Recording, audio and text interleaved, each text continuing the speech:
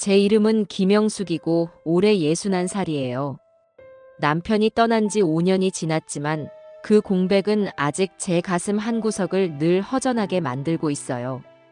그래도 30년 넘게 운영해온 식당이 있어서 저는 매일같이 정신없이 바쁘게 살고 있었어요. 새벽 일찍 일어나 시장에 들러 재료를 사오고 식당 문을 열어 손님들을 맞이하는 그 반복된 일상이 제게는 오히려 큰 위안이 되었어요. 남편이 살아있었을 적에는 둘이서 가게를 꾸려나갔고 아들 강진이가 어려서부터 가게 한편에서 뛰놀던 기억이 생생해요. 그 시절에는 힘이 들면서도 즐거움이 많았어요. 남편은 성실한 사람이었고 어려운 때에도 저와 아들을 굳세게 지켰어요. 하지만 남편이 세상을 떠나고 난 뒤로는 가게가 버겁게 느껴지기도 했어요. 그래도 살아온 방법이 이것뿐이니 마냥 접을 수도 없었어요. 아들 강진이는 30살이 훌쩍 넘었고 아직 제 곁에 머물러 있었어요. 저는 그 사실이 전혀 불만스럽지 않았어요. 외려 내게 남은 유일한 피부치였고 서로 의지하며 지낸다고 믿었어요. 강진이도 가끔 식당에 들러 접시 정리를 도와주거나 무거운 물건을 옮겨주곤 했어요. 엄마, 오늘 장사 괜찮았어? 손님들 많았어? 그래도 꽤 괜찮았어. 갈치조림 좋아하는 단골 손님들이 일찍부터 와주셔서 다행이네. 엄마, 너무 무리하지 말고. 힘들면 나한테도 좀 시켜. 강진이는 이런 식으로 한두 마디씩 물어봐주는 모습이 기특했어요. 저는 아들이 그래도 저를 생각해준다는 마음에 뿌듯했어요. 물론 가끔은 제가 손이 모자랄 때 딴청을 피우며 귀찮아, 엄마 혼자 해. 라는 말도 했지만 그건 젊은 애들이 다 그러려니 하고 넘겼어요. 그렇게 평온한 일상이 지속되는 줄 알았는데 어느 날 강진이가 여자친구와 함께 찾아와서 결혼 준비를 한다고 선언했어요. 식당 문을 아직 연 지 얼마 되지 않아 분주한 시간대였는데 둘이 단정한 차림으로 나타나 조금은 긴장된 얼굴을 하고 있었어요. 저로서는 반가웠어요. 아들이 결혼한다는 사실이 기쁘기도 했고 드디어 제 품을 떠나 한 가정을 꾸린다고 생각하니 마냥 흐뭇했어요. 하지만 그날 강진이가 꺼낸 이야기는 제 예상과는 전혀 달랐어요. 아들은 제가 모아둔 노후 자금으로 집을 마련해 달라고 했어요. 하루빨리 집을 사야 결혼해서도 편안하다는 말이었죠. 솔직히 말해 저는 당장 거액을 내어줄 수 있는 처지가 아니었어요. 남편 없이 식당을 지키며 모아둔 돈은 많지도 않았고 저 자신도 나이가 점점 드니 뒷날을 대비해야 했어요. 그래서 저는 조심스러운 말투로 우선은 월세부터 시작하거나 작은 전세로 옮겨가는 게 어떠냐고 제안했어요. 강진아, 엄마도 너가 결혼 잘하길 바라는 마음은 크지만 집을 당장 사는 건 조금 무리가 아닐까 싶어. 요즘 집값도 너무 비싸잖니. 차근차근 준비해보는 게 어떨까? 엄마도 알잖아. 집이 있어야 안정적이야. 전세나 월세 살면 진짜 손해라고들 해. 여자친구네 집도 집을 조금 보태준다는데 우리 집에서도 좀 크게 해줘야 한다니까. 얼마가 필요한데? 그럼 엄마가 3천 정도 해줄게. 엄마 지금 뭐라고 했어? 3천? 3억이 아니라 3천 해준다고? 와나 겁나 어이없네. 그래도 엄마가 노후로 조금씩 모아둔 돈이라서 한 번에 확 내놓긴 어렵구나. 미안해. 말을 마치자마자 강진이의 눈빛이 차갑게 변했어요. 옆에 있던 여자친구도 무언가 불편한 기색을 보였고 저는 점점 심장이 쿵쿵 뛰었어요. 뭔가 안 좋은 예감이 스쳐 지나갔어요. 그리고 그 예감은 적중했어요. 엄마는 돈도 없으면서 맨날 식당 한다고 고생만 하는 거 아니야? 내가 결혼해서 안정적으로 자리 잡으면 엄마도 편할 텐데 왜 그렇게 인생을 구질구질하게 살고 있어? 그 말이 떨어지는 순간 저는 어떤 대답도 할 수 없었어요. 평소엔 차분했던 강진이가 저렇게 공격적으로 나오는 장면을 난생 처음 봤어요. 구질구질한 밥집이라는 표현에서 저는 왠지 모를 씁쓸함이 밀려들었어요. 식당은 제 삶의 전부였고 가족을 먹여 살린 소중한 일터였는데 왜 아들은 이토록 한순간에 깎아내리는 걸까 의문이 들었어요. 야, 엄마. 지금 장난해? 나 결혼 좀 편하게 해보겠다는데 집 살 돈도 못 보태준다고? 내가 이딴 개소리를 들으려고 지금껏 엄마한테 효도 쇼까지 해준 줄 알아? 사람 진짜 어이없게 만드네. 맨날 허리 휘도록 장사했다더니 모아둔 게 이따위밖에 없다고? 그렇게 입만 살아서 떠들더니 결국 뭣도 없다는 거네. 겁나 황당해서 말이 안 나온다. 이제 와서 뭔 노후자금 같은 소리를 늘어놓고 있어? 엄마가 늙어서 편하려고만 돈 쥐고 있으면 난 평생 월세 살라는 거야. 친구들은 결혼할 때 부모가 아예 집 계약 다 해주는데 난 고작 이 구질구질한 밥집에서 몇 푼 뜯어내지도 못하게 생겼잖아. 대체 왜 이 모양이냐고. 아 진짜 열받아. 엄마가 그렇게 답답하게 굴 거면 애초에 나 안 낳았으면 됐잖아. 평생 사은 밥집 붙잡고 산 게 자랑이야. 그런 것도 못 보태줄 거면 차라리 손 털고 말라고. 헛소리 말고 방법을 좀 찾아보라는 거야. 대출이든 집 처분이든. 어휴 이대로 가면 결혼 망하겠다고. 엄마가 내 앞길 막는 꼴 아니야. 그래 놓고 나중에 효도는 바라지도 마. 다시 말하지만 나 결혼식 날 엄마 괜히 초대해봤자 창피만 줄 것 같으니까 알아서 하시고. 이제 두 번 다시 이런 돈 타령 안 할게. 됐지? 나가서 알아서 살 테니까 엄마도 날 찾지 마 신발. 그러더니 현관문을 쾅 닫고 나가버렸어요. 여자친구도 인사를 생략하고 따라 나갔어요. 저는 한동안 제자리에서 움직이지 못했어요. 혹시 꿈인가 싶었지만 식당 안의 감도는 어색한 공기가 모든 게 현실임을 알려줬어요. 내 일상은 그렇게 평화롭게 유지되는 줄 알았는데 단숨에 끝나버린 기분이었어요. 강진이가 식당을 떠난 뒤 저는 그날 하루를 멍한 상태로 보냈어요. 설거지를 하면서도 자꾸만 아들의 목소리가 귓가에 맴돌았어요. 구질구질한 밥집. 평생 사은 밥집. 30년 넘게 혼신을 다해 키워온 식당이고 남편과 아들이 함께 시간을 보낸 터전이기도 한데 어째서 아들은 그걸 이렇게 부정적으로만 보는 걸까요? 저는 저녁이 되어 가게 문을 닫고 나서야 겨우 집으로 돌아왔어요. 현관문을 열었지만 거실 불이 꺼져 있어서 집 안은 텅 빈 느낌이었어요. 다음 날이 되어도 그 다음 날이 되어도 강진이는 연락이 없었어요. 전화해보면 받지 않았고 문자에도 답장하지 않았어요. 저는 애가 달아 식당 일을 하면서도 틈틈이 휴대폰을 확인했지만 아무것도 오지 않았어요. 혹시 어디 아픈가 싶어 주변 지인들에게 물어봐도 별다른 이야기를 듣지 못했어요.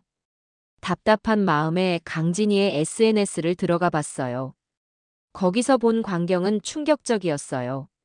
아들은 자기 친구나 지인들에게 이렇게 말하고 있더군요. 우리 집 놓친 애는 완전 구두쇠라서 돈이 있어도 안 내놓음. 식당 해봤자 고생만 해대니 뭔 도움이 될까. 하 부모복 없으면 인생이 이렇게 힘들다니까. 적당히 도와줘야지. 이뿐이 아니라 전에 제가 아팠을 때 강진이가 병원에 데려다주고 우리 엄마 내가 없으면 아무것도 못해요. 라며 인증샷을 올렸던 게 사실은 진정한 마음이 아니었다는 사실도 깨달았어요. SNS에는 효자 놀이 할만해서 해준 거라는 뉘앙스의 글이 올라와 있었어요. 저는 그 글을 보고도 차마 분노를 표출하지 못했어요. 너무 허탈하고 서글펐어요. 어떻게 이럴 수 있지? 내가 너를 어떻게 키웠는데. 거실에 홀로 앉아 휴대폰 화면을 들여다보면서 목이 메었어요. 제가 아파서 힘들 때 강진이가 따라와 준 건 당연히 고맙게 여겼는데 그게 SNS용 사진이었다니요. 저는 평소에 사진 찍는 걸 달가워하지 않았는데도 강진이가 병원 기록은 남겨야 한다며 집요하게 사진을 찍더니 결국 그런 용도였던 걸 알게 되어 마음이 찢어졌어요. 정말 제가 아들을 아는 것 같았지만 사실은 전혀 몰랐다는 생각이 들었어요. 아들이 효자처럼 굴 때마다 저는 그래도 든든하구나. 울 아들 정말 착하구나 하고 뿌듯했는데 그 모든 게 가식이었다니요. 저 혼자 착각한 걸까요? 아니면 아들이 조금씩 마음을 달리해온 걸 제가 눈치채지 못했던 걸까요? 그날 밤 저는 잠을 제대로 이루지 못했어요. 새벽 내내 SNS 글들을 다시 읽었고 강진이가 지난날 보여준 효자 모습들이 전부 머릿속에서 뒤집혀 보였어요. 무기력하게 소파에 몸을 기댄 채로 뜬 눈으로 나를 세우면서 스스로에게 물었어요. 내가 뭘 잘못했지? 내가 잘못 키운 건가? 아니면 이게 다 세상이 험해서 그런 건가? 눈물이 목에 차올랐고 뺨으로 줄줄 흘러내렸어요. 그래도 다음 날 새벽에는 또 일어나 식당 문을 열어야 했어요. 장사를 접을 수는 없으니까요. 억지로 옷을 걸치고 자전거 바구니에 시장 본 재료를 싣고 식당으로 향했어요. 하루하루 몸이 고단하고 마음도 아프지만 적어도 손님들에게 맛있는 음식은 제공해야 한다고 생각했어요. 그렇게 며칠을 보내는 사이 강진이는 여전히 연락이 없었고 SNS에는 저를 비난하는 듯한 글이 종종 올라왔어요. 부모가 밑도 끝도 없이 돈 대줘야 하는 건 아니지만 그동안 자식한테서 받은 것도 많으면서 진짜 어이없음. 역시 나이는 숫자일 뿐. 삭은 사람은 평생 구질구질하게 사나 봄. 남들이 볼까봐 부끄러워서라도 전부 차단하고 싶었지만 또 혹시 모르니 계속 지켜봤어요. 결국 한참을 훔쳐보던 어느 날 새벽 저는 확신했어요. 이 아이는 나를 전혀 가족으로 생각하지 않는구나.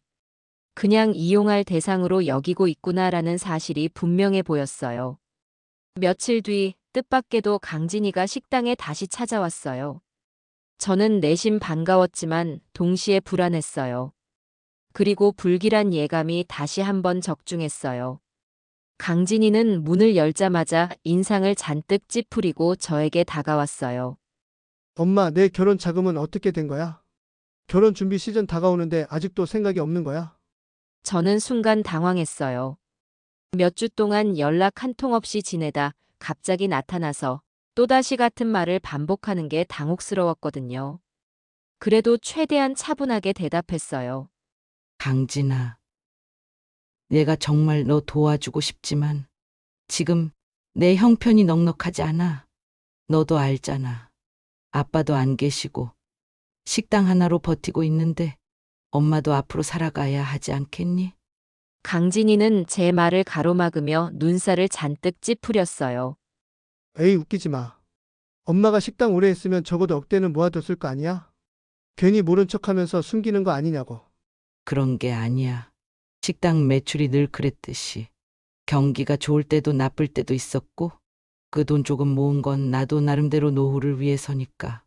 아니면 엄마가 돈 조금 준다고 했잖아. 그거랑 너 모은 돈이랑 해서 대출 받아서 사. 뭐래? 내가 모은 돈이 어디 있어? 그리고 요즘 누가 대출 받아서 집을 사? 다들 부모가 집 해주는 세상인데 뭔 소리 하고 있어? 그래서 날 안 도와주겠다는 거잖아. 진짜 엄마 맞나? 남들은 자식 결혼할 때 등골 빼서라도 돈 꺼내는데 우리 집은 진짜 쪽팔린 수준이야. 강진이의 말이 점점 거칠어졌어요. 평소에는 이런 단어들을 잘 입에 담지 않았는데 오늘따라 강진이는 완전히 다른 사람이 된 듯했어요. 저를 향해 손가락질하며 식당 주방까지 들여다보더니 손님도 없는 시간을 노려서 온 모양인지 더 날카롭게 말을 꺼냈어요. 이 구질구질한 밥집 좀 처분하면 안 돼? 이거 팔면 몇 천원 나오지 않아? 그래야 내가 결혼해서 번듯하게 시작하지. 어차피 엄마도 나중에 나한테 물려줄 거 아니야? 그럼 지금 주면 되는 거 아닌가? 저는 그 말을 듣고 도저히 참을 수가 없었어요. 식당을 매각하라는 말이 너무 상식 밖이었어요. 이곳은 제가 평생 애쓰며 지켜온 터전이고 남편도 함께했던 추억이 담긴 곳이에요. 그런데 아들은 그것을 단지 돈으로만 바라보면서 당장 처분하라고 강요했어요. 저는 분노가 치밀었지만 동시에 서글펐어요. 강진아, 엄마 생계가 달린 곳이야. 그리고 너 아버지 기억도 남아있고 엄마가 평생을 바친 일이기도 해. 그걸 왜 함부로? 너가 그런 말 하면 엄마 가슴은 어떻겠니? 이제 와서 추억 타려. 에휴, 됐어. 엄마 진짜 답 없다. 강진이는 고개를 돌리더니 바닥에 침을 퇴뱉고 그대로 나가버렸어요. 저는 그 순간 북받치는 감정을 주체할 수가 없었어요. 식당 문 밖으로 달려가 다신 오지 말라고 소리치고 싶었지만 입이 떨어지지 않았어요. 머릿속이 혼란스러웠고 어쩌다 우리 모자가 이렇게 됐을까 하는 후회만 밀려왔어요. 조용한 식당 홀에 남겨져 혼자 서 있자니 주방에서 끓고 있는 국물 냄새가 허무하게 느껴졌어요. 한쪽에서는 재료가 그대로 방치되고 있었는데 손님 맞을 준비도 채 못한 상태에서 정신만 혼미해졌어요. 그날 늦은 밤, 저는 홀로 집에 돌아와 한참을 울었어요. 그래도 눈물이 멈추지 않았어요. 남편이 떠난 뒤로 먹고 살기 위해 바쁘게 뛰다 보니 강진이가 어떻게 자랐는지를 제대로 살피지 못했던 걸까 싶었어요. 어느 순간부터 아들은 제가 생각하는 것과는 다른 방향으로 마음을 키워온 것 같았어요. 그렇게 며칠이 더 지나자 강진이가 다시 연락을 끊었어요. 저는 더 이상 SNS를 들여다볼 기운도 나지 않았어요. 괜히 또 상처받을까 두려웠어요. 그래도 호기심은 버리지 못하고 언젠가는 아들이 다시 마음을 돌이킬 수도 있지 않을까 하는 바람이 살짝 남아 있었어요. 그 와중에 주변 사람들로부터 새로운 사실들을 듣게 됐어요. 강진이가 자기 지인들에게 제가 돈을 꽁쳐놓고 자길 무시한다는 식으로 이야기하고 다닌다는 말이 들려왔어요. 심지어 제게도 모르는 사이에 빚을 대신 갚아준 적이 있었는데 그것도 제게 생색내지 않고 묵묵히 했다는 식으로 떠벌리고 다닌다는 거예요. 저는 전혀 알지 못했어요. 그러니까 강진이는 사실이 아닌 이야기를 만들어내며 저를 매몰찬 사람으로 묘사하고 있었어요. 내가 언제 빚을 내서 강진이한테 대신 갚아달라고 한 적이 있나? 대체 저게 무슨 소리야? 혼잣말을 하면서 기가 막혔어요. 저는 평생 식당일 하면서 빚을 낸 적이 없어요. 매출이 줄면 장사를 축소해서라도 빚지는 걸 피하려고 했고, 힘들 땐 직접 다른 가게에서 아르바이트처럼 일을 도우며 재정을 메웠어요. 그런데 아들은 정반대의 이야기를 퍼뜨리고 있었다니요. 밤이 깊어질수록 저를 배신했다는 감정이 더 짙어졌어요. 이제는 단지 집장만 문제로 삐걱거리는 게 아니라 인간적으로도 완전히 등을 돌린 느낌이었어요. 제가 모르는 곳에서 저를 헐뜯고 거짓말까지 하다니 이 아이는 대체 언제부터 이렇게 된 걸까 궁금했어요. 어쩌면 제가 식당에 집중하다 보니 아들이 어떤 길을 걷는지 세심하게 들여다볼 여유가 없었던 건지도 몰라요. 고등학교 때까진 제가 이런저런 뒷바라지도 하려고 노력했지만 아들이 20살을 넘기면서부터는 점점 제 눈에 띄지 않는 곳에서 살아온 게 아닌가 싶었어요. 요즘 세상은 SNS가 판을 치고 밖에서 무슨 일들이 일어나는지도 알기 어려우니까요. 그래도 그렇다고 이렇게 막대해도 되는 걸까? 나한테 이럴 수 있나? 저는 가슴이 아팠지만 동시에 어떤 결심이 서기 시작했어요. 이렇게 살다가 아들에게 계속 휘둘리기만 해서는 안 되겠다고 생각했어요. 저는 남은 인생을 살며 적어도 제 자신을 지켜야겠다고 마음먹었어요. 그리고 또 아들이 원하는 대로 제게서 돈을 빼내려고만 한다면 그것을 그대로 허용해 줄 수는 없었어요. 식당 문을 닫고 집에 돌아온 뒤 거실에 앉아 가만히 생각했어요. 그동안 엄마가 약해 보이니 밀어붙이면 결국 꺼내줄 것이다 라는 인식을 강진이가 갖게 만든 건 제 탓일 수도 있겠다는 생각이 들었어요.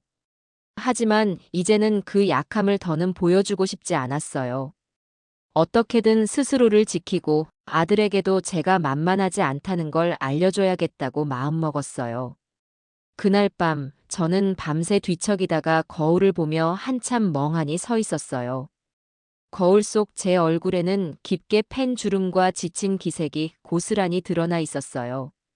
이마저도 식당에서 오랜 세월 땀 흘린 흔적이겠지요. 남편이 떠난 뒤 아들이라는 존재에 기대어 살았는데 정작 아들은 이제 저를 버리는 듯 행동하고 있었어요. 한편으로는 서러웠어요. 하지만 동시에 눈물이 마르자 새로운 기운이 차오르는 느낌이었어요. 저는 스스로에게 말했어요. 이렇게 울고만 있으면 내가 원하는 걸 얻을 수 없지.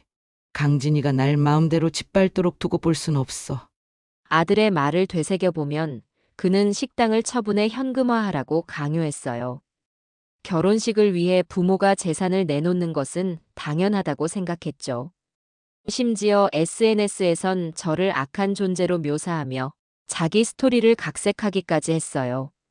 모든 게 너무 어이없고 슬프지만 그렇다고 해서 제가 무력하게 아무것도 하지 않을 이유는 없었어요.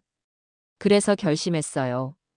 그동안은 아들이 어떤 말을 해도 제가 휘둘리며 그냥 눈물로 버텼지만 이제는 저도 제 방식대로 복수를 하기로요. 복수라고 하니 좀 과격하게 들릴지도 모르지만 그게 오히려 저에게 힘이 되었어요. 그냥 당하고만 있을 게 아니라 제가 할 수 있는 최대치를 보여주고 싶었어요. 좋아. 너가 날 무시하고 내 삶을 우습게 여긴 이상 나도 날 지킬 거야. 너가 원하는 걸 마음대로 얻지 못하도록 엄마가 할 수 있는 걸 다 해볼 거야. 그렇게 마음먹으니 오히려 차분해졌어요. 허무감과 배신감 대신 묘한 결의가 생겼어요.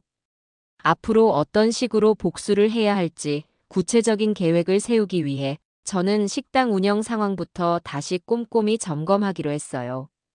그리고 제게 남은 재산과 노후 자금을 어떻게 움직일지도 생각해 보기 시작했어요. 집으로 돌아온 뒤 저는 한동안 생각에 잠겼어요.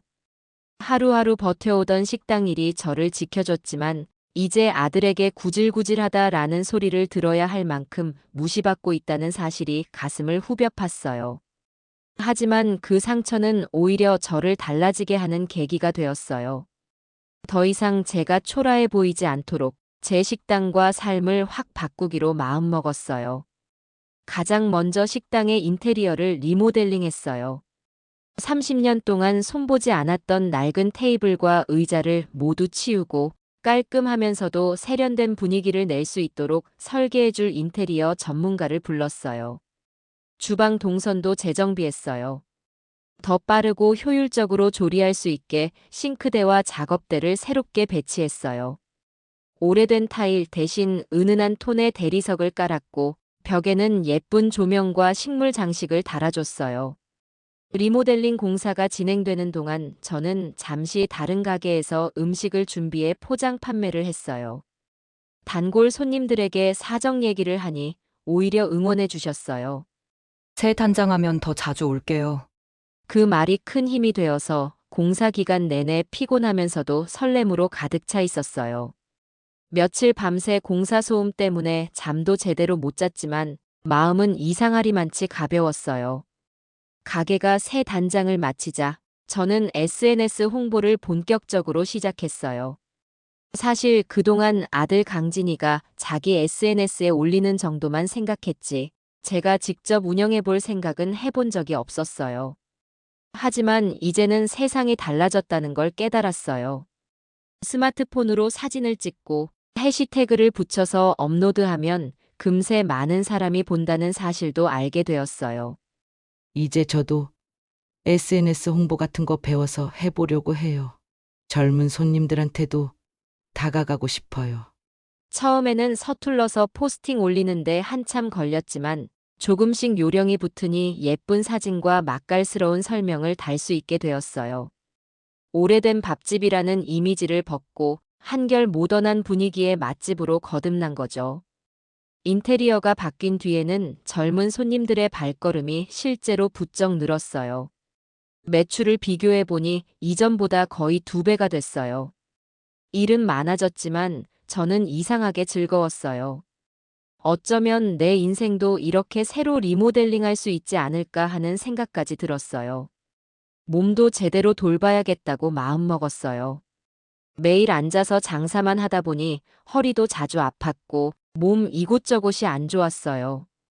그래서 근처 문화센터에 등록해 요가를 배우기 시작했고 주 2회는 수영장에 다니기로 했어요. 처음엔 물이 무서워서 입술이 파래지도록 떨기도 했지만 강습을 받으며 차근차근 진도를 나가니 어느새 2~3바퀴쯤은 수영장 레인을 오갈 수 있게 되었어요. 내가 이 나이에 수영을 배울 줄은 몰랐는데 몸이 한결 좋아진 것 같아요.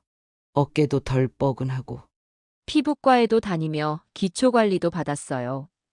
젊어지겠다는 욕심이라기보다는 그동안 제가 저 자신을 너무 돌보지 않았다는 사실을 깨달아서였어요. 결혼도 일찍 하고 식당에 매달리며 살다 보니 가끔은 거울 속 제 모습이 낯설게 느껴질 때가 있었어요. 이제라도 나를 가꾸는 게 왜 잘못이겠어? 라고 생각하며 용기를 내서 병원 문턱을 밟았어요. 그러면서 제가 예전부터 하고 싶었으나 미뤄둔 일들을 하나씩 꺼내보기 시작했어요.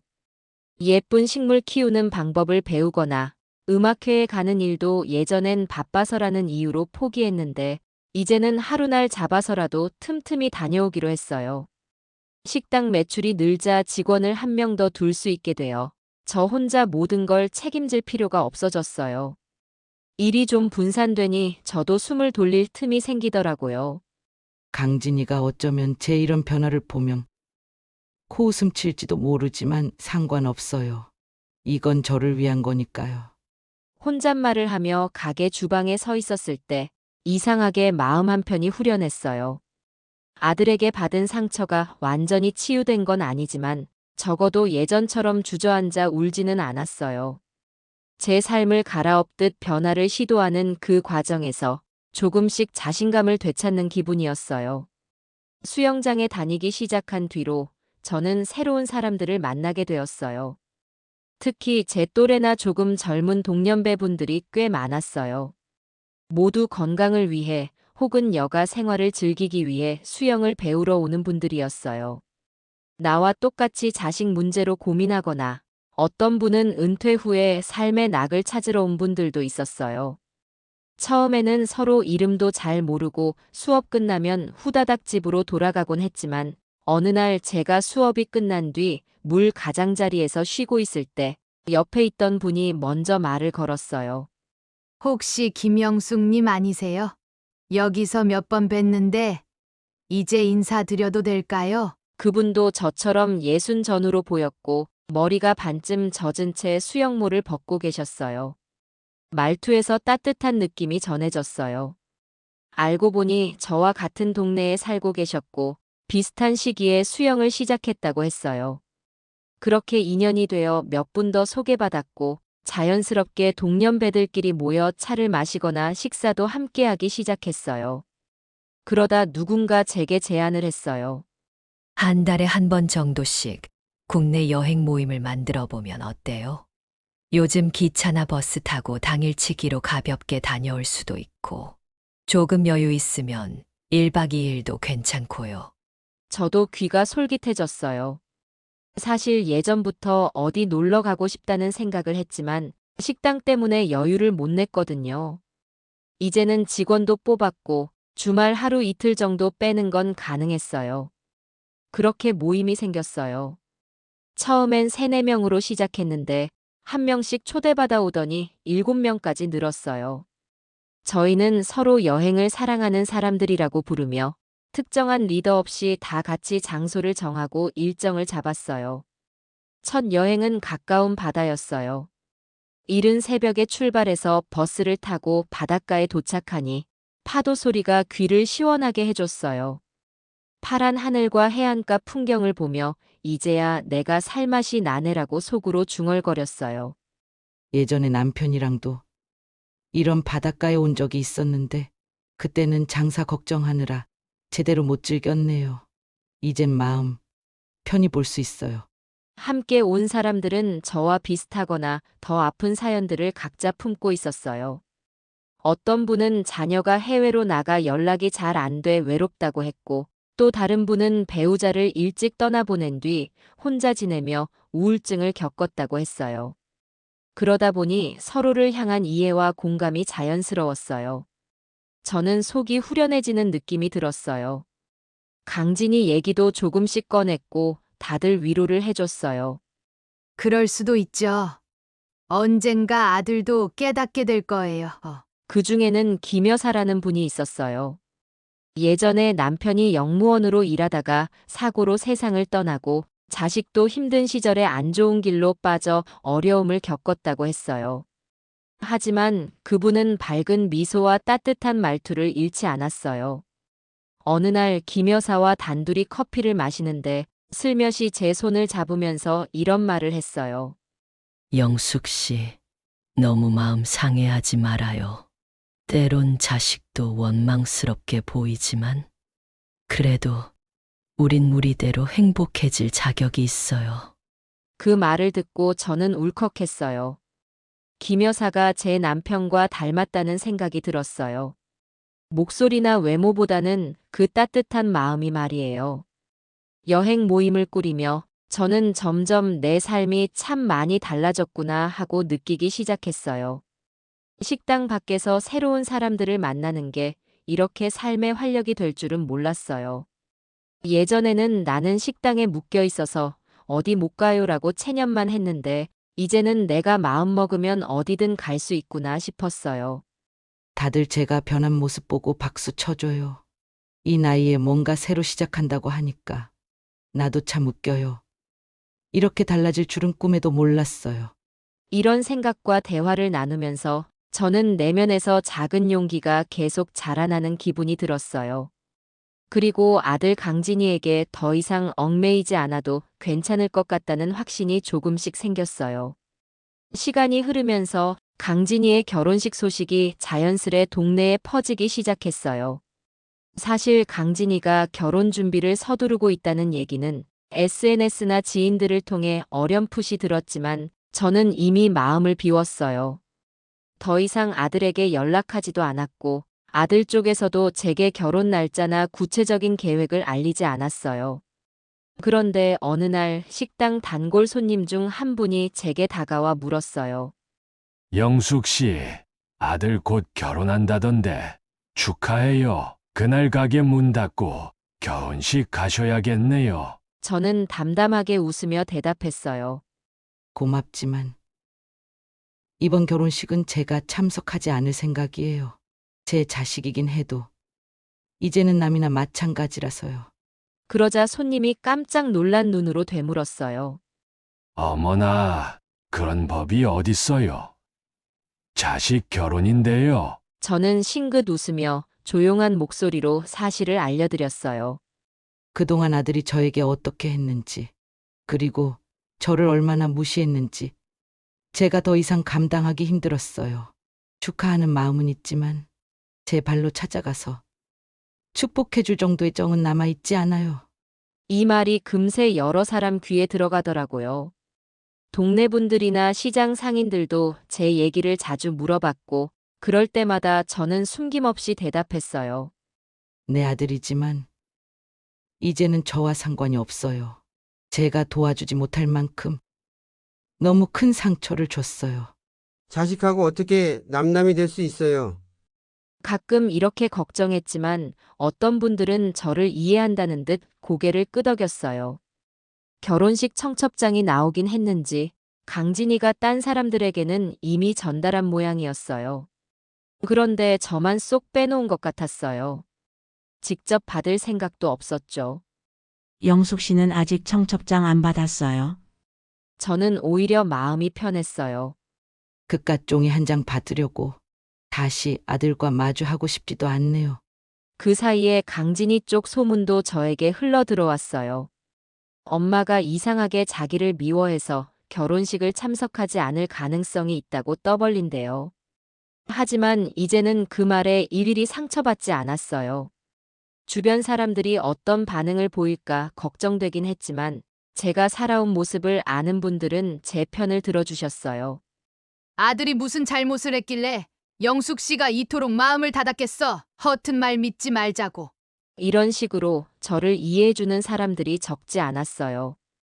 특히 오랫동안 식당을 운영하면서 가까워진 이웃과 손님들은 제가 얼마나 성실하게 살아왔는지 잘 아셨기에 오히려 강진이 쪽 행동이 경솔하게 보인다고들 했어요.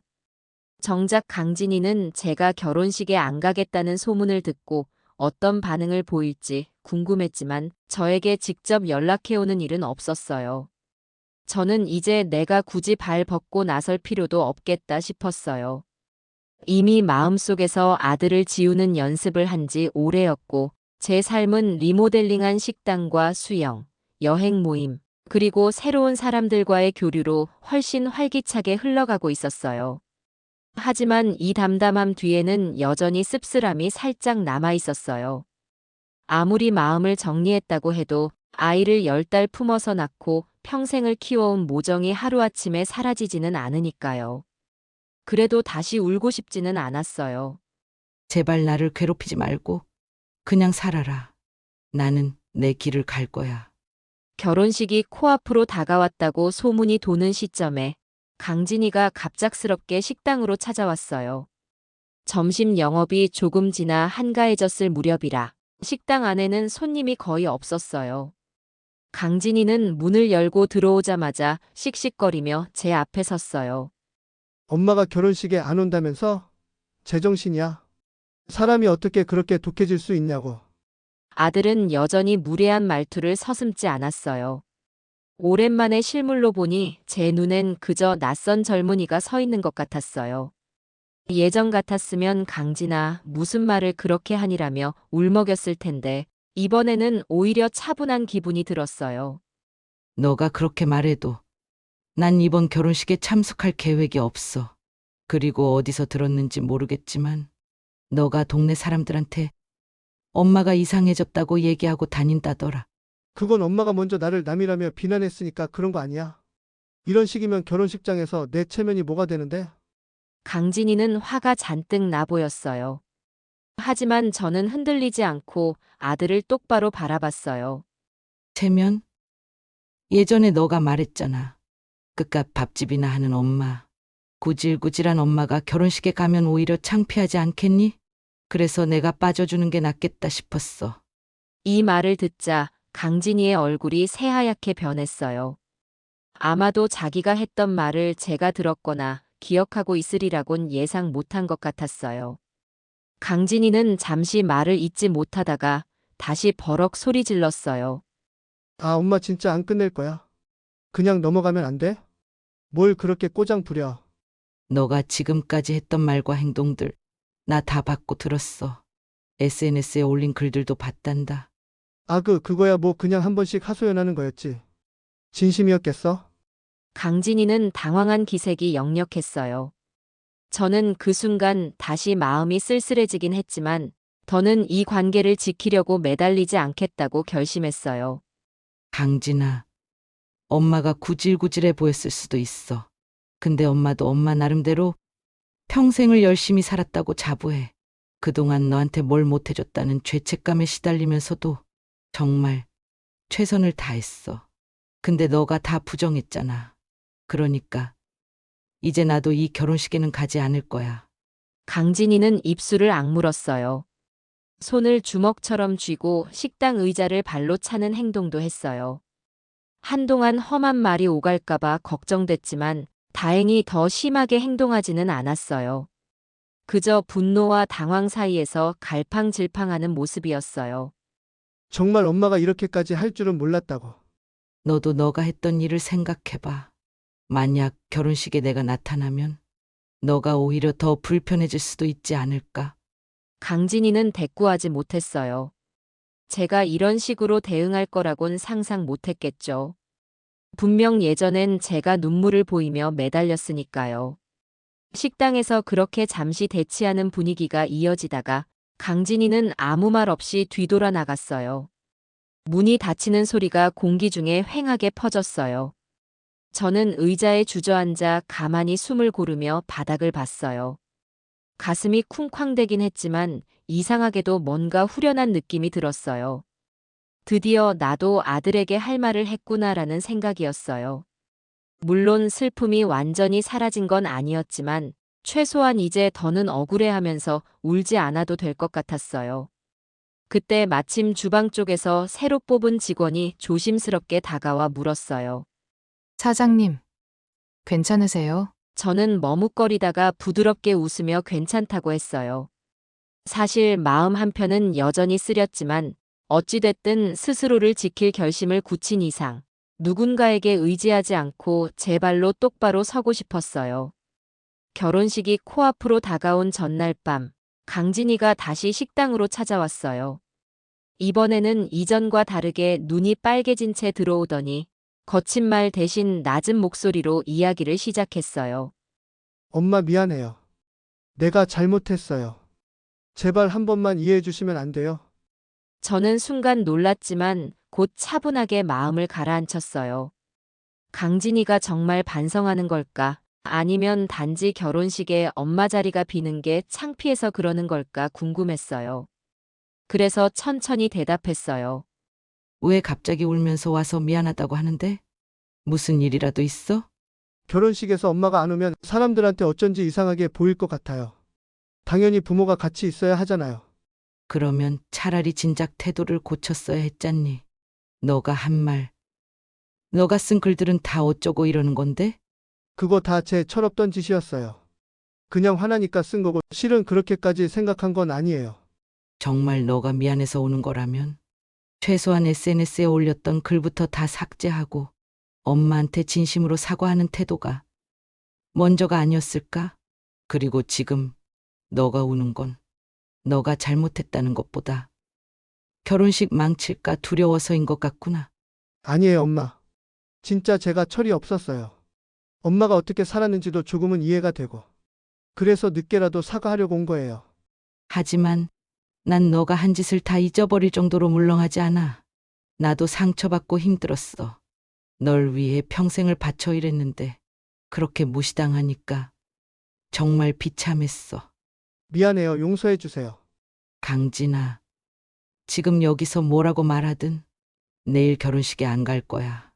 그리고 이 상태로 식장에 가봤자 서로 민망할 것 같지 않니? 엄마 제발 한 번만 딱 한 번만 와주면 안 돼요. 하객들도 엄마 안 보이면 이상하게 생각한단 말이에요. 그건 너가 미리 생각했어야지. 엄마가 너한테 받은 상처가 얼마나 큰지 지금도 잘 모르는 것 같아. 그냥 너 결혼을 축하해주는 마음은 조금 있겠지만 참석하고 싶지 않아. 아들은 계속 울고 불며 사과했고 다시 한번 손을 잡으려 하거나 무릎을 꿇을 듯한 기세를 보였어요.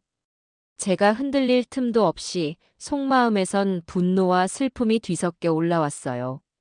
하지만 저는 참았어요. 이제 와서 제가 마음을 돌려 결혼식장에 간다고 해도 과연 이게 진정한 화해일까 싶었어요. 오히려 서로에게 더 큰 상처만 될 것 같았어요. 엄마가 이렇게까지 할 줄 몰랐겠지만 너도 너무 늦었어.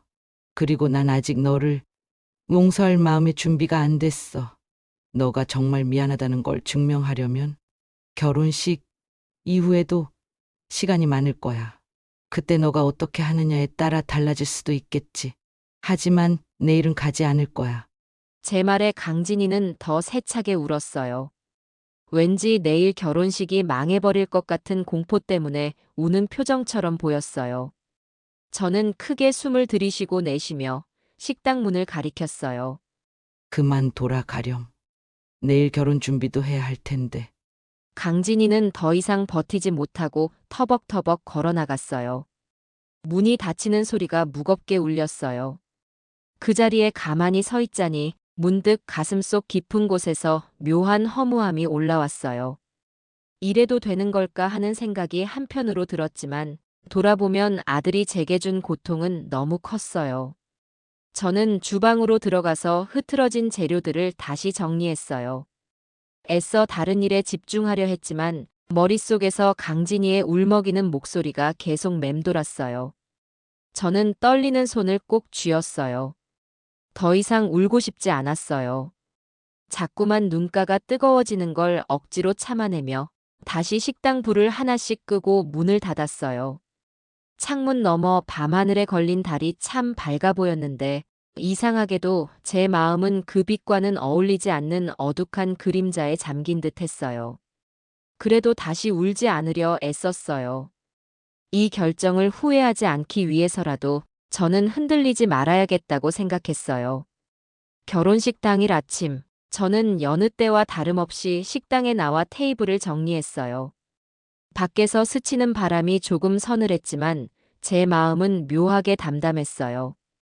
강진이의 결혼식이 열리는 날이었지만 저는 식당 문을 활짝 열고 준비한 특별한 행사를 진행하기로 했거든요. 그 특별함이란 강진이가 그동안 SNS에 남긴 글들을 직접 확인한 친척들과 친구들을 식당으로 초대한 일이었어요. 사실 몇몇 친척들은 제가 아들과 절연했다는 이야기를 듣고 저를 걱정하거나 섭섭해했는데 제가 강진이의 진짜 모습을 알려주겠다고 하자 고개를 끄덕였어요. 강진이의 친구 중 몇몇은 SNS 글이 그냥 장난이 아니었느냐고 생각했는데 자세히 읽고 저한테서 직접 얘기를 듣겠다고 했어요. 제가 이렇게까지 해야 하나 고민했어요. 그래도 이제 더는 일방적으로 당하고만 싶지 않아요. 영숙 이모님, 저희도 그냥 넘어가면 안 된다고 생각했어요. 사실 강진이랑 같이 어울리면서도 좀 이상하다고 느낀 적이 있거든요. 초대받은 사람들은 정오 무렵 식당에 모였어요. 대부분 평소에 자주 만나지 않던 이들이었지만 오늘만은 한 목소리로 강진이가 어떤 글을 올렸는지, 그 글이 얼마나 저를 모욕하는 내용이었는지 궁금해했어요. 저는 식당 한가운데 테이블 위에 작은 빔 프로젝터를 설치해 캡처해둔 강진이의 SNS 화면을 하나씩 보여줬어요. 여러분, 이건 강진이가 제 사진을 몰래 찍어 올리면서 우리 집 노친네는 돈이나 쌓아두고 나 몰라라 한다고 쓴 글이에요. 또 이건 엄마가 밥집에서 벌어봐야 얼마나 번다고라고 한 글이고요. 헉, 저런 걸 공공연하게 올렸단 말이에요. 이런 건 장난이라고 하기엔 수위가 너무 심한데요. 저는 솔직히 장난이라는 말을 전혀 믿지 못했어요. 저한테도 엄마가 구질구질하다고 대놓고 말했으니까요. 제가 보여준 증거들을 본 친척들과 친구들은 경악했어요. 어떤 분은 손으로 입을 가리고는 이런 일은 정말 처음 본다고 중얼거렸어요. 저는 오히려 조용히 그들의 반응을 지켜봤어요. 이미 저는 충분히 상처받았고 눈물도 거의 다 말랐거든요. 이제 알았으니 여러분이 제 마음을 조금이라도 이해해 주셨으면 좋겠어요. 오늘이 강진이 결혼식이지만 저는 갈 마음이 없어요. 그런데 괜히 제가 아들을 버렸다고 손가락질 당할까 봐 직접 말씀드리는 거예요. 영숙 이모님, 정말 충격이에요. 저희도 강진이가 혹시 미성숙하다고만 생각했지 이 정도일 줄은 몰랐어요. 아마 결혼식장에서도 이런 사실이 알려지면 문제가 커질 것 같아요. 그들은 한창 결혼식이 시작되려는 시간대에 제 식당에서 제가 직접 만든 음식을 먹고 있었어요. 저는 갈치조림, 돼지김치찌개, 해물파전 등을 정성껏 준비해 대접했어요. 그동안 아들에게만 해주었던 정성이 아니라 이제는 저를 응원해주는 사람들에게 제 진심을 나누는 느낌이었어요. 다들 정말 맛있다고 칭찬하면서도 한편으로는 착잡한 표정을 감추지 못했어요. 영숙 이모님, 저희가 직접 사실을 확인했으니 더 이상 아무도 이모님을 함부로 욕하지 못할 거예요. 네, 많이 힘드셨겠어요. 그래도 이제는 다 드러났으니 영숙 이모님 마음이 조금이라도 편안해지면 좋겠어요. 저는 묵묵히 그들을 배웅했어요. 결혼식장에 가지 않는 대신 이렇게라도 제가 받은 상처를 세상에 알리고 싶었어요. 누군가는 이게 너무 과한 복수가 아니냐고 말할 수도 있겠지만 저는 그저 제 억울함과 진실을 보여주는 것뿐이라고 생각했어요. 아들 스스로가 만든 결과니까요. 그렇게 손님들을 모두 떠나보낸 뒤 저는 오후 장사를 위해 다시 분주하게 움직였어요. 이상하게도 몸은 피곤했는데 마음은 한층 가벼웠어요. 결혼식장에서 소동이 일어났다는 소식을 들은 건 식당 영업이 끝나갈 무렵이었어요. 친척 중 한 분이 급히 전화를 해서는 아주 난리가 났다고 말했어요. 저는 자세한 사정을 묻지도 않고 충분히 짐작이 됐어요. 친척의 말에 따르면 결혼식 전 리허설을 하는 도중에 강진이 측 지인들이 제 SNS 캡처나 이야기를 나누기 시작했고 하객들 사이에서 신랑이 엄마를 구질구질하게 여겼다는 소문이 빠르게 퍼졌다고 해요. 상대 집안 쪽 사람들도 그 이야기를 듣고 경악해 시비가 붙었고 여러 말다툼이 오가면서 식 자체가 지연됐다고 해요. 신부 쪽 부모가 자기 딸을 이런 사람한테 시집 못 보낸다며 화를 내고 정말 난장판이었어요. 그 얘기 들은 강진이는 어찌할 바를 모르다가 결국 실신하듯 쓰러져서 구급차까지 불렀대요. 저는 그 전화를 조용히 들으면서 너무 복잡한 마음에 말을 잇지 못했어요. 물론 강진이가 막말을 한 건 사실이지만 결혼식장에서까지 이런 큰 소동이 벌어질 줄은 몰랐어요. 그래도 그건 강진이가 스스로 불러온 결과라고 생각했어요. 영수가, 이건 정말 어떻게 해야 좋을까? 너무 일이 커져서 걱정된다. 저는 그냥 제 할 일을 했을 뿐이에요. 거짓은 드러나기 마련이라고 생각해요. 상대 집안이 결혼을 전면 재검토하겠다고 선언했다는 얘기도 전해 들었어요. 이미 식은 다 준비됐고 양가 친지들이 다 모인 상황이라 어영부영 식을 치르긴 했을지도 모르겠지만 분위기는 최악이었을 거예요. 그런 뒤에 신부 측 가족들이 결혼 무효를 주장했다는 이야기까지 들려왔어요. 이 이야기가 맞다면 강진이는 아마 큰 충격을 받았겠죠. 저는 일단 그날 영업에 집중했고 밤이 되어서야 식당 문을 닫으면서 한숨을 크게 내쉬었어요. 타인에게 상처를 준 대가는 언젠가 돌려받는다는 걸 강진이가 스스로 깨달았기를 바랐어요. 그날 저녁 SNS를 슬쩍 확인해 봤더니 강진이 결혼식 이야기가 지역 커뮤니티에서도 화제가 되고 있었어요. 신랑이 엄마 욕을 SNS에 써댔다는 게 말이 되나? 결혼식 당일 아침부터 이상한 분위기였다더니 이거였구만. 이제 누가 뭐래도 저에 대한 동정 여론이 조금씩 생기는 듯 했어요. 누구도 자식을 버리는 엄마가 되고 싶지는 않아요. 저 역시 그 사실을 감당하기에 쉽지 않았어요. 하지만 지금 상황을 보니 강진이가 저를 심하게 무시한 결과가 그대로 돌아간 거라고 생각했어요. 이게 시작이겠구나. 아직 완전히 끝난 건 아니지만 적어도 내가 참기만 하던 시절은 지나갔어. 스스로에게 그렇게 말하면서 집으로 발걸음을 옮겼어요. 가게 셔터를 내리는데 어느새 달빛이 골목을 은은하게 밝히고 있었어요. 매정하게 들릴 수도 있지만 아들이 결혼식장에서 어려움을 겪었다는 소식을 들었음에도 저는 이상하게 마음 한구석이 시원했어요. 어쩌면 고된 복수로 여겨질지도 모르지만 이보다 더 참았으면 제가 더 병이 들었을 것 같았어요. 결혼식 당일 밤 식당 문을 닫고 집에 막 들어오려던 찰나였어요. 골목 어귀가 시끌시끌하길래 슬쩍 봤더니 강진이가 비틀거리면서 이쪽으로 걸어오고 있었어요. 웨딩 슈트 자락인지 하얀 천 같은 걸 한 손에 쥐고 있었고 얼굴은 잔뜩 일그러져 보였어요. 거리는 가로등 불빛이 희미하게 비추고 있었는데 그는 거의 휘청대며 제 식당 쪽으로 다가왔어요. 문득 저와 시선이 마주쳤을 때 강진이는 울컥하는 듯한 표정으로 무너져 내렸어요. 그리고 식당 문 앞에 주저앉아 울부짖었어요. 엄마, 제발 한 번만 들어주세요. 저 결혼식 망했어요. 무슨 해명이든 해보려고 했는데 너무 늦었나 봐요. 강진아, 어떻게 된 건데 이렇게까지 왔니? 결혼식은 끝났을 테고 신부 측 가족들은 뭐라고 해? 다 엉망이에요. 서로 싸우고 아무도 날 믿어주지 않았어요. 내가 그냥 화나서 쓴 글이라고 해명했지만 다들 엄마 욕하는 건 변명 불가라고 하면서 신분에도 그대로 돌아갔어요. 나 어떻게 해야 해요? 저는 차마 싸늘한 말로 쏘아붙이진 않았지만 가슴 한켠에는 이미 늦었잖아 라는 생각이 들었어요. 강진이는 식당 문 앞에 무릎을 꿇으며 울었어요. 정말 오랜만에, 아니 태어나서 처음 보는 듯한 광경이었어요. 지난번에도 결혼식 전날 비슷하게 울먹였지만 이번에는 뭔가 훨씬 절박해 보였어요. 엄마 잘못했어요. 내가 얼마나 이기적이었는지 이제야 확실히 알았어요. 엄마가 왜 결혼식에 안 온다고 했는지도, 내가 얼마나 엄마를 무시했는지도 깨달았어요. 제발 용서해 주시면 안 돼요? 그 울먹임을 듣고 잠시 마음이 흔들렸지만 전 다시 생각했어요. 이 아이가 정말로 깨달았나? 아니면 단지 처지가 급해졌기 때문에 매달리는 건 아닐까?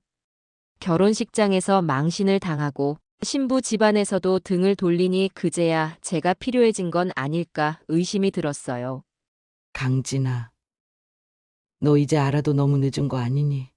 그래도 미안하다는 말은 고맙게 들었어. 엄마 안 늦었어요. 이제라도 다시 시작하면 안 돼요? 내가 엄마 식당도 도울 수 있고 적어도 집에 들어가서 같이 살면. 아니, 넌 이제 너 인생을 책임져야 해. 더 이상 엄마가 널 보살필 이유는 없어. 그리고 엄마가 하고 싶은 삶이 따로 있거든. 너가 지금 무슨 마음인지 알겠지만 엄마도 너 때문에 엄청 힘들었어. 이대로 받아들일 순 없어. 저는 강진이를 일으켜 세웠어요. 무릎 꿇은 채로 울고 있는 자식을 보면 예전 같았으면 바로 안아줬겠지만 이제는 그러고 싶지 않았어요. 저도 어쩔 수 없는 마음이지만 상처가 깊이 남았기에 쉽사리 풀리지 않았어요. 엄마, 정말 한 번만 기회를 주시면 내가 어떻게든 갚을게요. 이제 너 인생은 너가 책임져야 해. 엄마가 줄 수 있는 유일한 조언은 그거야. 그리고 엄마는 너가 다시 다른 사람에게 상처 주지 않는 어른이 되길 바랄 뿐이야. 강진이는 끝까지 울먹였지만 저는 다시 식당 안으로 들어와 문을 잠갔어요. 바깥에서는 한동안 흐느끼는 소리가 들리다가 이내 조용해졌어요. 슬쩍 창문 틈으로 보니 강진이가 힘없이 골목길을 내려가고 있었어요. 그날 밤 저는 뒤척이다가도 한숨이 났어요. 가슴이 텅 빈 느낌이 드는 동시에 이게 옳은 선택이겠지 하고 수없이 되물었어요. 하지만 한편으로는 그래도 이 아이가 진정으로 후회하는 걸까 궁금하기도 했어요. 마음이 복잡했지만 이미 돌아갈 수 없는 길을 선택한 이상 저는 그 길을 뚜벅뚜벅 걸어갈 수밖에 없다고 생각했어요. 그로부터 반년, 정확히 6개월이 지났어요. 그 사이에 제 삶은 놀라울 정도로 풍요로워졌어요. 일단 식당 매출이 꾸준히 늘었고 외식 트렌드에 맞춰 메뉴도 다채롭게 바꾸면서 더 많은 손님을 유치하게 됐어요. SNS 마케팅은 계속해서 효과를 발휘했고 이제는 일일이 제가 홍보하지 않아도 입소문이 퍼져 이 동네에서 가장 맛있는 집이라며 사람들이 찾아왔어요. 어느 날 큰 프랜차이즈 회사에서 저에게 접촉해 왔어요. 제 식당을 브랜드화해서 전국적으로 확장하는 방안을 제안한다고 했어요. 아직 계약을 체결하진 않았지만 몇 번 미팅을 가지면서 미래에 대한 구상이 조금씩 생기고 있어요. 예전 같았으면 내가 무슨 프랜차이즈까지 하고 겁먹었겠지만 이제는 인생에서 뭐든 해볼 만하다고 느껴요. 제 마음가짐이 확 달라졌거든요. 제 음식이 전국에 알려진다면 기쁘겠죠. 하지만 너무 급하게 확장하기보단 제 철학을 지킬 수 있는 방법을 찾고 싶어요. 영숙 사장님, 저희도 충분히 그 부분 존중해드리면서 협력 방안을 고민해보겠습니다. 식당뿐 아니라 제 개인 삶도 한층 여유로워졌어요. 주말마다 여행 모임 친구들과 국내 곳곳을 돌아다니는 습관이 생겼어요. 한 달에 한 번씩은 반드시 일정을 잡아 기차나 버스를 타고 자연 풍경이 아름다운 곳 혹은 맛집이 많은 지역을 찾아가요. 그때마다 사진을 찍고 서로의 삶을 공유하며 웃고 떠들어요. 요가와 수영도 꾸준히 다니고 있어요. 수영 강습반 사람들과는 따로 저녁에 소소한 모임을 갖거나 근처 카페에서 차를 마시며 일상을 나누곤 해요. 제 피부 역시 예전보다 좋아졌다는 걸 느껴요.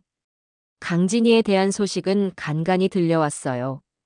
결혼식 날 벌어진 소동 이후 신부 쪽에서는 결국 결혼을 파기했고 강진이는 취업 전선에 뛰어들었다고 해요. 주변 사람들이 전하기로는 이제 매일 정장 차림을 하고 월급을 모으며 지낸다고 해요. 제가 사는 동네에서 멀지 않은 곳에 월세방을 구한 것 같아요. 그리고 가끔 식당 앞 골목에서 서성이는 모습을 본 사람도 있다고 했어요. 사장님, 혹시 아들 본 적 있어요? 며칠 전에 식당 밖에 잠깐 서 있길래 제가 인사하려고 했는데 금방 가버리더라고요. 저는 못 봤어요. 봐도 그냥 모른 척할 거예요. 이제 제 인생에 관여하지 않았으면 해요. 어쩌면 강진이가 저에게 다가와 말을 걸고 싶었을지도 모르지만 저는 그를 그냥 지나치기로 마음먹었어요. 이제부터 제 인생을 사는 데 있어 강진이가 무슨 역할을 할 자리는 없어요. 섣불리 용서해주고 다시 받아들일 만큼 제 상처는 가볍지 않아요. 그리고 혹여 그가 언젠가 진정으로 달라지고 시간이 흘러 저도 마음 문이 열릴 때가 온다면 그땐 또 다를지 모르겠지만요. 지금은 아직 아니에요. 이대로 거리를 두고 싶어요. 그렇게 해야 제 자신도 지키고 아들도 독립적이 될 테니까요. 저는 매일 아침 기분 좋게 식당 문을 열고 주말이면 여행을 가고 운동을 하고 친구들과 수다도 떨며 살고 있어요. 남의 눈치를 보지 않고 아들에게도 흔들리지 않고 제 인생을 스스로 결정하는 법을 배운 거죠. 제 이야기 들어주셔서 감사해요.